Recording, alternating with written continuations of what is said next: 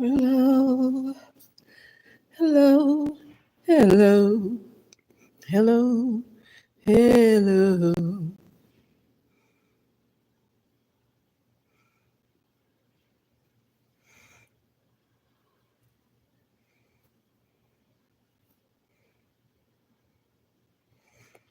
Nobody yet. Well, I'm just going to go on and start talking because I don't. People aren't really used to me going live on my channel, so I don't see anybody yet. But I'm just going to go on and talk because this is a topic I feel like talking about. All righty. Okay, so anyway, because this is going to stay up, and so I don't want it to be too long before I start talking. So anyway, the title is "Who Really Hates a Brown Woman?" You know, I'll try to.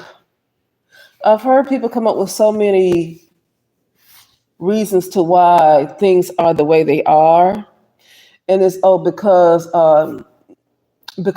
a group of people, specifically brown people, um, did not listen to the Most High, and they are still, what you call it? They're still being, not being punished, but they're still. Oh, hey there, hey there, hey there. Somebody's here. All of the stuff about a group of brown people that continue to suffer. Well, I want to say a group of brown people continue to suffer because a lot of things that they want to hold on to, but it's beyond that. After getting into the Gnostic Gospels, I'm realizing this God of the Old Testament that people call Yahweh or Jehovah is the one that really hates specifically brown Americans. Hey there. I have people watching. Hello, hello. Hello, hello, hello. How are you? Who is that?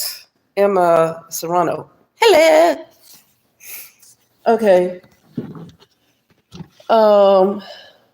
So the title says, "Who really hates brown women?" And a question, Yahweh. The reason why is because my whole life I always felt like I was attacked. I always feel like I was attacked.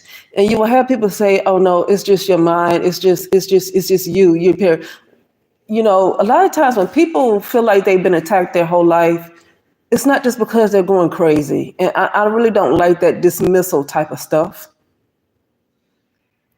Because most of these people choose to want to just be happy. They choose to just want to go on about their business. And something keeps coming up no matter how hard they work, no matter how hard they meditate, no matter how much they fast.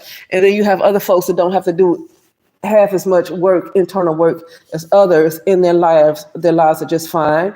Nobody bothers them. So it's because certain people are targeted and others are just not a threat. And I kept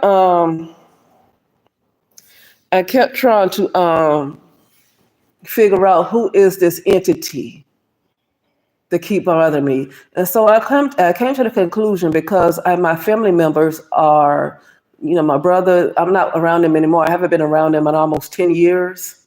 After I figured out what they were into, I decided not to be around them anymore because they're deadly. And so I don't get into all it, and I haven't been around any other family members either because they try to talk me in to get them back around them, and they want to talk about all this forgiveness stuff. Well, you know, forgiveness has nothing to do with being around somebody who's trying to kill you. Unalive you. I'm gonna say unalive you. And you know, some people don't like this word unalive, but here's the thing: if you're on somebody else's platform, I mean, you just got to go by the rules. It's somebody else's platform, okay? You know, and so like just go by the rules, you know. But anyway. Forgiveness has nothing to do with being around somebody who's trying to unalive you. And the thing is, what makes forgiveness hard is that, when there's never any justice, I can get that. But also if something continues to go on and on and on. I want to talk about why forgiveness is hard in this world. I'm getting into the Gnostic text, the text. I just uploaded a short I uploaded a short, and it still should be circulating around, called "The God of the Old Testament is different from the God of the New Testament." Okay, the God of the Old Testament is considered to be like the Anunnaki gods. Those gods hate women. That is why it seems like there's such a hatred for women in this world, because those particular gods of the Old Testament are still kind of running things, and they hate women. And they hate women. And I'm going to say this because most people, a lot of these guys know this anyway. A lot of those are brown men. I'm just going to say this. This has nothing to do with me having a problem with anybody. A lot of the brown men in the brown community, not every last one of them, but a lot of them, the reason why they are the way they are is because they are from the Anunnaki. I'm just my guess. I'm not going to say that as complete truth, but it's something deep down underlying within them for them to be the way they are, for them to have the level of hatred they are. I keep hearing people want to use slavery as an excuse. I said, no. I mean, it's one thing to be indoctrinated, but this is a hatred at a cellular level that a lot of these brown men have specifically for brown women. I'm just going to say it's hatred at a cellular level. This is beyond some doggone slavery or butt breaking stuff. Okay, and not every single brown man is like that, but what I don't like is to ignore what's obvious. What I don't like is to ignore what is obvious. That's what I hate. When somebody wants to ignore what is obvious because they might have a decent man in their life, or they might love their father, or they might have a cousin, whoever, who have their back, or a good friend, then they want to just dismiss what's obvious. And I absolutely hate that. I absolutely hate it. Okay. But what was I going to say? Yeah. So I've come to the conclusion that, going back to like growing up, okay, I always known that I was since I was a little child that something was going on. I remember at the age of 5, because sometimes a lot of us can't remember really before the age of 5. So I remember being in my real self, being my complete self, really who I am at the age of 5 years old. And it seems like after 5 years old, everything started to go downhill ever since. I remember 5 years old, I was operating in all of my positive attributes of what you would call the positive attributes of what you would call your sun sign, whatever. I was operating in all of those positive attributes. And then all of a sudden, as I got older, when I got to 6, I started to go downhill. But when I turned 7 years old, I noticed all of my positive attributes turned negative. Everything that I was good at, suddenly I was just turned bad at. I was just terrible at, right? And then I had this extreme nervous problem. I had this extreme anxiety. I kept seeing things and stuff like that, and not good things. And so that's why some of my gifts had to be turned off, because my gifts were turned against me. I had the gift of sight. I was able to hear. I had the gift of clairaudience. Had all of it. But the problem is, because something happened to me as a child where everything was turned upside down, the things I was seeing was a little horrific. And so some of the gifts had to be turned off because of a lot of things that went on. Anyway, so I always realized that as my childhood, something turned upside down and it just kept getting worse and worse and worse. Like I could never just be a normal person, never be and I always felt after the age of 5, something went downhill, something was wrong. And see, this is where I would like to talk to psychologists, but a psychologist is not, when you talk about psychology, it's not spiritual. This is something that's spiritual going on. But I like psychologists because they can help you remember and get to the bottom of things. But this right here is spiritual, and that's just why I can have a little issue. Hold on a second. Let me read this. I don't know what that means, culture or genetics. If you're talking about brown men, I'm talking about genetics. It's something deep. A lot of the brown men, in general, around the world, a lot of them belong to 2 different type of gods. Some of them belong to the more benevolent God, and some of them belong to the Anunnaki. And that's why you see the ones that have that extreme hatred for women like that, it seems like that's who they belong to. Okay. Uh, but I'm gonna get back to I'm gonna get back to and so I always felt like that, and then just in my teenage years, it just always felt like it was. You never understand what's going on when you're growing up and you're going through your teenage years and you're going through adolescence. You just feel like something's not right and you feel like you're always under attack. And I always felt like I was never normal. Well, fast forward, I get to the age of, I get to my late 30s. And, I'm speaking to somebody and I say, yeah, you're going to get back into you're going to get back into your real self, who you really are in your 40s. Okay. And then I spoke to somebody else around 2017 because that was around the time that was the last time I saw my family. Because that's when I realized something wasn't right with my family. My father died in 2015. And I didn't say anything, but then, I went to Georgia for his funeral and then came back to California. I was living in Inglewood at the time, Inglewood, California. And then my grandmother died in 2017, and so I went back again to Alabama in March of 2017. And I couldn't help but to see that my mother and my brother just had all this money, right? They had all this money. My brother had all these new cars. He had just bought himself a new house, and then my mother sold her old house that her and my father lived in together and got herself into a new house. I said, it's interesting how they got all this money. Interesting, you know? And so that made me realize, they used the will from my father. And I remember my mother telling me when I was a teenager, I remember being in the car as she was driving. And I remember her telling me that, there is a will for me and my brother. Okay, yes, he has a little bit more money because he's the oldest, because that's just that's old school. That's the oldest, and not just male, but because he's the oldest. I don't think it's because he's a male, it's because he was the oldest. And so anyway, that's just how they do things. He's the oldest, he gets the most. But it was a will that was separate for me too. So it wasn't like a huge lump sum that was for me and him, and we split it. No, it was something separately for me and something separately for him. That's what she said. Okay. And I just happened to notice, I said something about the will, and she lied and said there's no will for me and all this stuff. He didn't leave a will. He didn't leave anything. The father, she had to use her own money to, and I just couldn't believe that, because my father was extremely responsible when it came to finances. He's a Taurus. Okay, is Candy Boris irresponsible with her finances? A Taurus that's really in their good attributes, they are so good with finances, and he was excellent with finances. Excellent with finances, okay?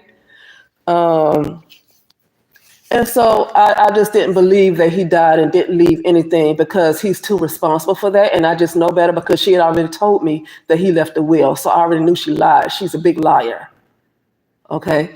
And I say it to say I keep trying to figure out what is going on to make all these folks hate me for no reason. I don't care how good I am to them. I don't care how much I love them. I don't care what I do.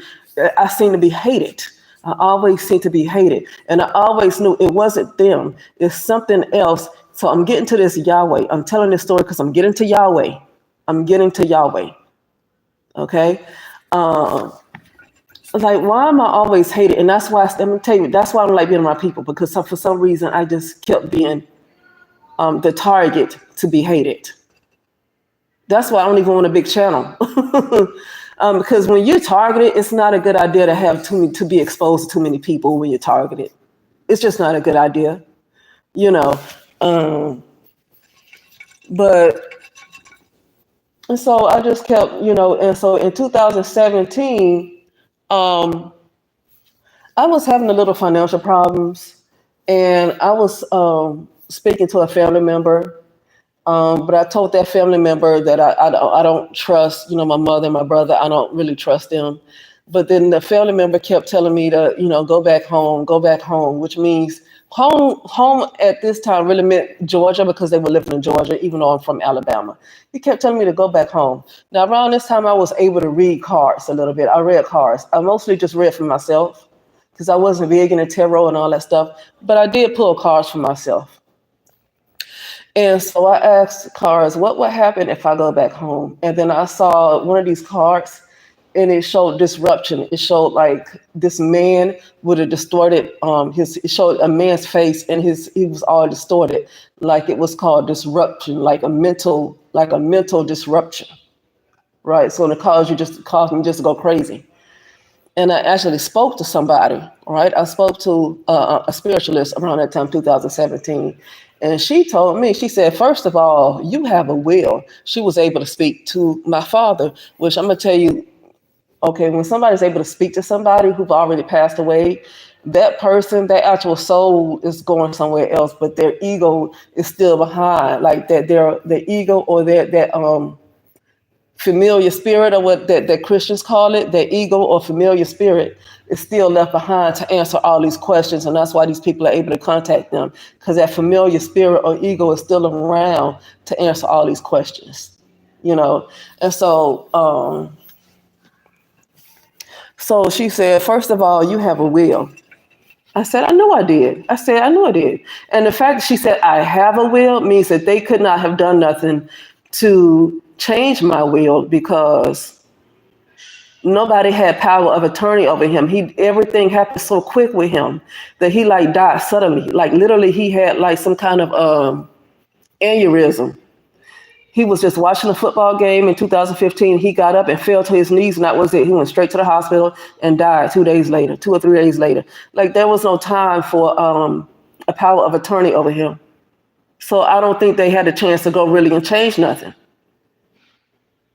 Okay. But anyway, yeah, she said, first of all, you have a will, because she was able to speak to my father who passed. Okay. And she also said, if you go back to them, if you go back to your family, you're going to die. And that's what she said in 2017. If you go back to your family, you're going to die.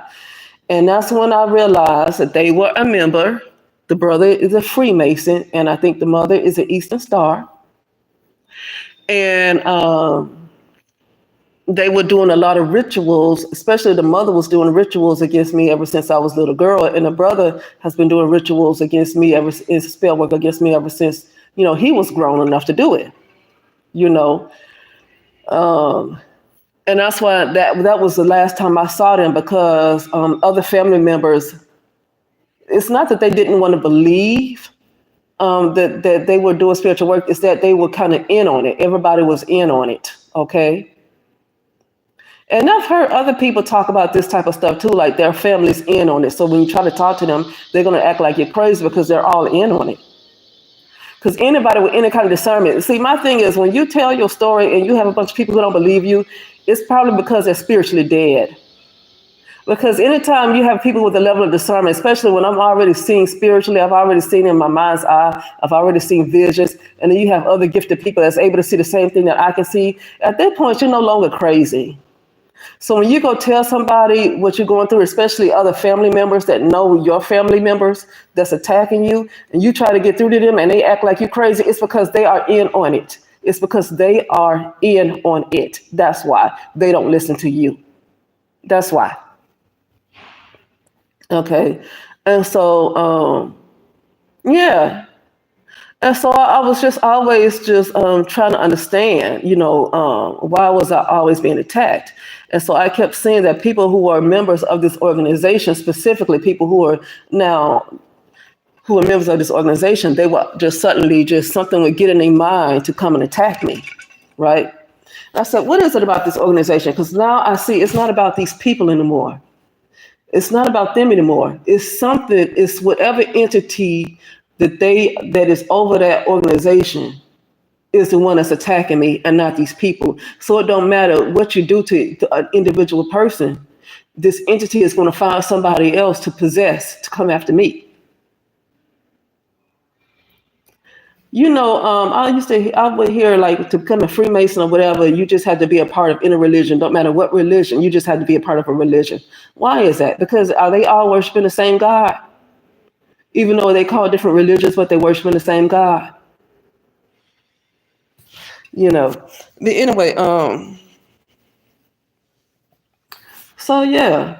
And I just kept noticing that. And then when I would go to work and different things, and I would have a supervisor or coworkers, and it was always something. And I said, and I kept seeing, when I see in my mind's eye what's going on, it shows the devil. It shows the devil. I said, something is after me. Something is after me, right? And then I get to looking at this Gnostic text, because I kept calling it this entity that's over the Freemasons. That's why I couldn't mess with Freemasons and all of them people that's members of that, because I knew it was an entity that was over the Freemasons that was after me, because, you know. But then I realized, oh, this is more than that. This is Yahweh. This is Yahweh. And I think this Yahweh really has a disdain for a lot of brown women. Now, Yahweh don't have a disdain for every brown woman, but it seems like Yahweh has a disdain for brown women. It really doesn't make any sense for a group of people to be at the bottom. A lot of this world and this system makes no sense at all. And then we get to the story of Sophia, how she chose to give birth through the process of parthenogenesis. In the Gnostic, the creation story talked about Sophia did not want to have help from her partner. She didn't want help from her partner to give birth, and she didn't get permission from the Father God of the real world, I guess. She didn't get permission from the creation, the creator in that particular world, or what they call it the Aeon, or whatever they call it, that area, it's called the Aeon. She didn't get any permission from the creator, and then she didn't get any. She didn't speak to her partner, so she chose to get pregnant by herself. That's interesting, because the fact that she chose to get pregnant by herself means that it's possible. It already shows that you don't need sperm. But I'm questioning why she chose to do it that way, though. Like, it's interesting why she chose to do it that. But anyway, and so she talks about how what this being that she gave birth to, I keep forgetting the name of it. It's a different name, but it started to go rogue. It went rogue. It went crazy. And so that's when that particular entity created this world. It created man in his image, the Elohim. So Elohim and Anunnaki, whatever, they created beings in their image. But really, they created a trap to trap people here, to trap souls here. And that Yahweh is so jealous of a lot of people, because when Yahweh wanted to create man, Yahweh couldn't breathe life into the man, which was Adam or whatever. And so Sophia was the one that actually put life in him and put a spirit and put a light in him, right? Well, Yahweh was jealous of Adam, because Adam has something that Yahweh didn't have, because Sophia put that light and that spirit up in Adam. Okay. And so anyway, this whole thing with punishing man and talking about Eve took of the fruit. What happened was not Sophia, but then you had something that was sent from the Aeon, Lucifer, which came as a serpent to try to let them know, to try to enlighten them, to let them know that this was all a trap. And this God doesn't want you to know what they know. These gods don't want you to know what they know. And so Eve took of the fruit and then gave it to, Adam or whatever. And their eyes were open, and they knew, they were enlightened, and that Yahweh God was upset with that. Okay. And so that Yahweh God cursed the land and cursed the man and cursed the women. And now to this day, you have people talking about the world is the way it is because of eating the forbidden fruit. When all this time, that God was just jealous that people had something in them that particular Yahweh God didn't have. It's a lot of people that have a light in them, that have a spirit man in them, and that God is trapping, that has imprisoned the spirit man, because that's not something that God has. People have something that God don't have. And that God is imprisoning people to this day. Let's see.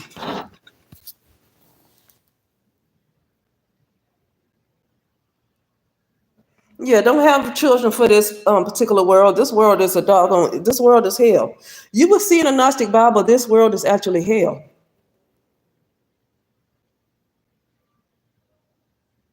In this world, men and women are not meant to be together. It's best to cool it in this world because it's hell.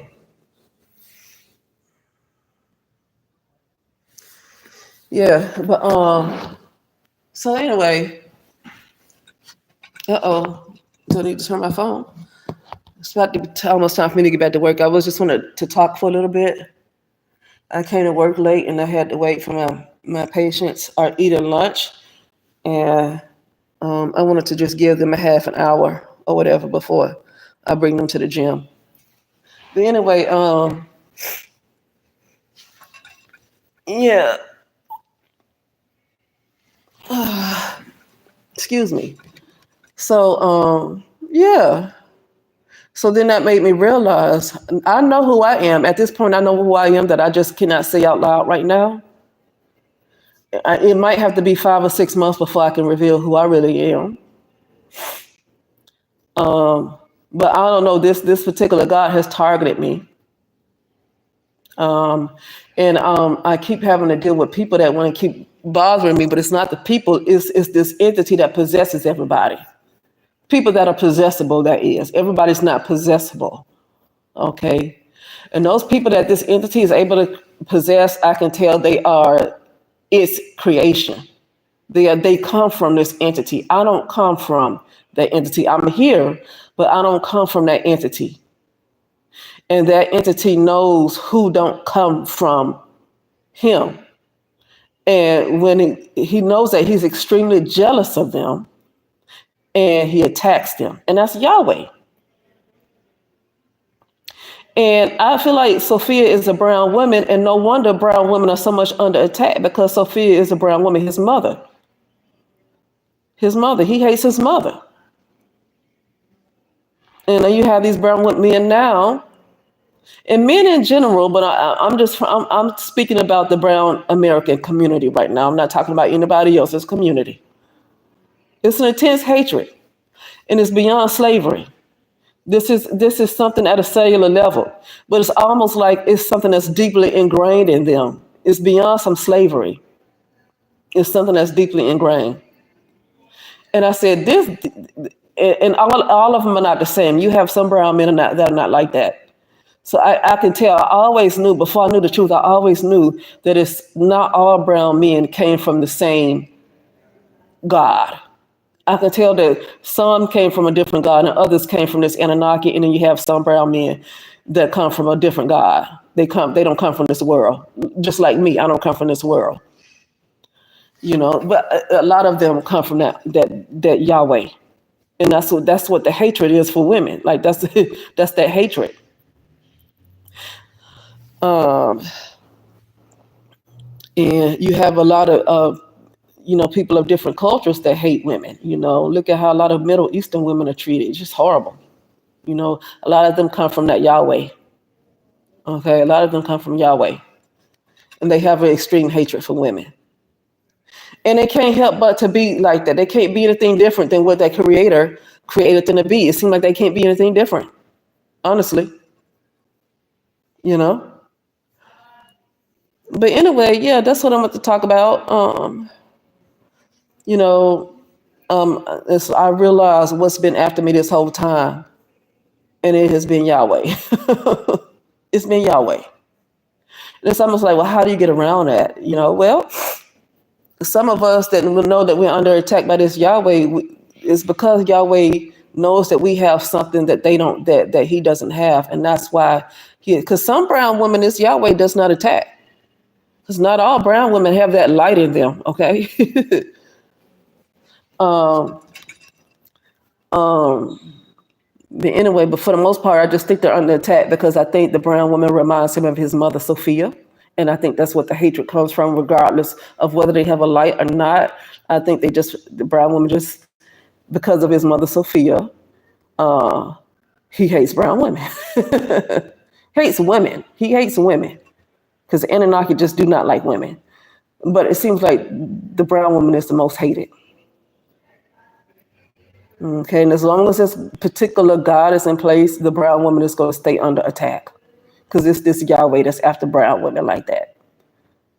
But anyway, I have to go and get to work. I want to give my patients time to digest their food after they eat their lunch. I don't like to bring them to exercise right after they eat. I like to give them time to digest their food. So now I'm about to go get them and to get to work. And I will talk to you guys later. All right.